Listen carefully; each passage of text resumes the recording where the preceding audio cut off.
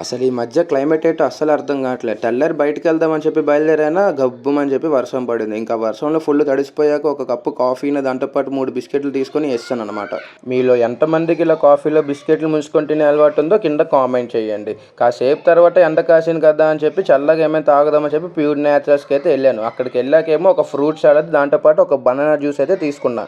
ఇక్కడ నేను ప్రతిసారి వస్తూ ఉంటాను. ఎందుకంటే ప్రైస్ చాలా రీజనబుల్గా ఉంటాయి. ఇంకా ఫ్రూట్ సలాడ్ విషయంకి వచ్చేసరికి చాలా ఫ్రెష్గా ఉంది. టేస్ట్ కూడా చాలా బాగుంది. మన ఫ్రూట్ సలాడ్ కంప్లీట్ చేసే గ్యాప్లో భయ్య బనానా జ్యూస్ అయితే రెడీ చేసి ఇచ్చాడు. ఫ్రూట్ సలాడే హెవీ అయిపోయిందిరా బాబు అంటే ఈ బనానా జ్యూస్ ఇంకా హెవీ అయిపోయింది. సర్లే అని చెప్పి అలాగోలాగా కంప్లీట్ చేశాను. ఇంకా ఈవినింగ్ అయ్యాక ఇంకేమైనా చల్లగా తాగుదామని చెప్పి హెచ్బి కాలనీలో ఉన్న హ్యాపీ అవుట్లెట్కి అయితే వచ్చేసాను. ఈ అవుట్లెట్లో భయ్య నిజం చెప్తున్నాను ఎక్కడ దొరకని ఐటమ్స్ అన్నీ ఉన్నాయి. ఫస్ట్ అయితే ఒక బ్లూబెర్రీ మిల్క్ షేక్ తీసుకుని అయితే వేసాను అనమాట. జనరల్గా దీన్ని యోగట్ మిల్క్ షేక్ అని కూడా అంటారు. ఇంకా దాని తర్వాత డిన్నర్లోకి బిర్యానీ తిందామని చెప్పి మన జైల్ రోడ్ వెనకట్లో ఉన్న బిర్యానీ పాయింట్కి అయితే వస్తాను. అక్కడ నుంచి 4 AM నుంచి ఒక బిర్యానీ అయితే తీసుకున్నా. బిర్యానీ అయితే సూపర్. అసలు డే ఎండింగ్ బిర్యానీ తీస్తే ఆ కిక్కే వేరు.